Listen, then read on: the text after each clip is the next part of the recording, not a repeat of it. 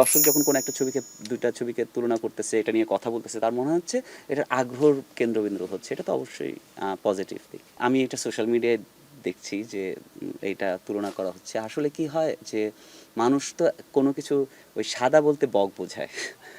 মানে কোনো একটা তুলনা না দিতে পারলে মানুষ কিন্তু বুঝতে পারে না। মানুষের কোনো একটা ইনফরমেশন বলতে গেলে ওর একটা আরেকটার সাথে ইয়া করতে হয়, কানেক্ট, মানে তুলনা করতে চায়।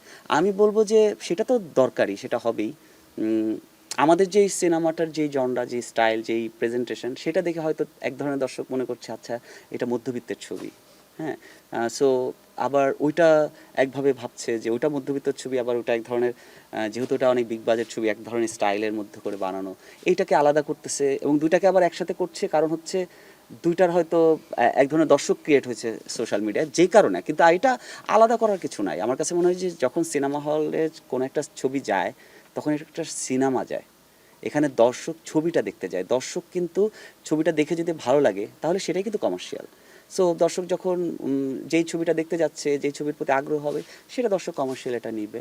আর না দেখতে না দেখলেও যে সেটা খারাপ ছবি সেটাও আমি বলবো না।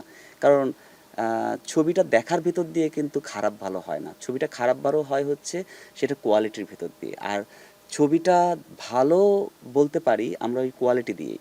আর যেটার মধ্যে ভিউ কিংবা দেখার কাউন্টিংয়ের ভিতর দিয়ে যেটা ছবি হচ্ছে, সেটা হচ্ছে আমি বলবো ছবির সফলতা, মানে বাণিজ্যিক সফলতা, যেটা হাওয়ার হয়েছিল। কিন্তু হাওয়াকে দেখে আপনাদের মনে হয়েছে হাওয়া আমি কমার্শিয়ালি বানিয়েছি?